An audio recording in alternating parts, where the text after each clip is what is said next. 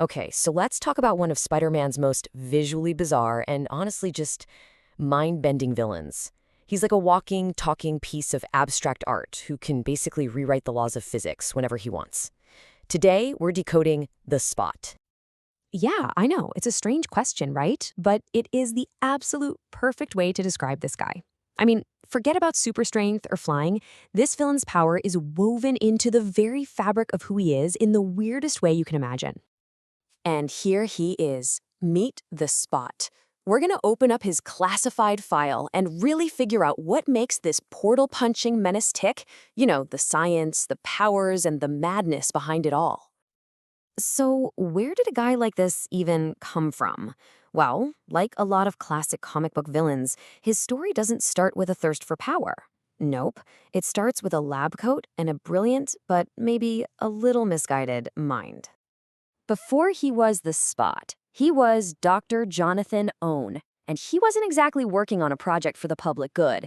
Nah, he was deep in the pockets of the Kingpin, trying to crack the secrets of teleportation, a really dangerous goal for a really dangerous boss. But, of course, things went catastrophically wrong. You know how these things go. He has a breakthrough, the machine overloads, and the experiment doesn't just fail, it actually throws on himself into this bizarre, empty dimension they call Spot World. Just a void filled with these floating black portals. And when On finally managed to find his way back to our world, well, the man he was before was gone. That trip to Spot World had fundamentally changed him, rewriting his entire being into something else.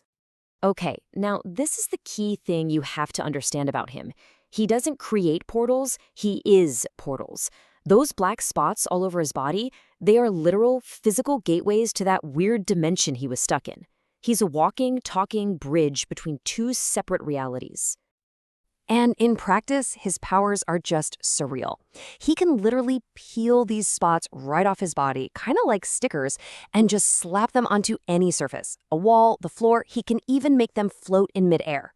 And boom, instant doorway. So, as you can probably guess, having an ability like that leads to one of the most unpredictable fighting styles that Spider-Man has ever had to deal with. I mean, when you're made of living portals, you get to completely rewrite the rules of a fight. With these new abilities, On pretty much immediately turns to a life of crime. His method is just deviously clever. He'll surround his opponent, say Spider-Man, with all of his portals. This lets him do things like punch through a portal on his left and have his fist come flying out of another one right behind Spidey's head. It's totally disorienting and incredibly effective. And this is his absolute favorite trick, turning an enemy's strength against them. So Spider-Man throws a huge punch, but Spot's already one step ahead. He opens a portal right in front of the fist, and another one right behind Spidey's own head. And the result? Spider-Man literally punches himself. It's the perfect defense and offense all rolled into one. But, and you know there's always a but, this incredible power came with a terrible hidden cost. The same energy that gave him these amazing abilities also began to eat away at the man he used to be. And this is really where his story takes a dark turn. He started out as a pretty simple thief, just using his powers for straightforward bank robberies. But over time, his goals got more and more erratic, his behavior totally unpredictable. It's like the logic behind his actions was just dissolving. And the reason for this decline is actually terrifying. The very portals that make him the Spot are constantly bombarding him with these strange, otherworldly energies. All that prolonged exposure has been chipping away at his mind, which makes him even more dangerous because he's just not rational anymore.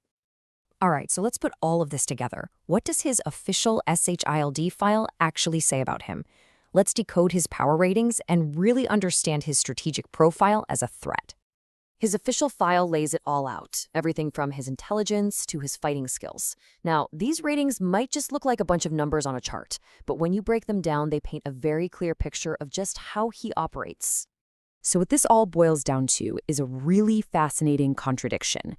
On one hand, you have a genius-level intellect and some pretty powerful energy projection. But on the other hand, his sanity is failing, he has low physical durability, and he has almost zero hand-to-hand fighting skill. He's a classic glass cannon, incredibly dangerous from a distance, but physically fragile if you can ever get close enough to land a punch. Which really just leaves us with the final question, doesn't it? The Spot is this incredible mix of tragedy and villainy.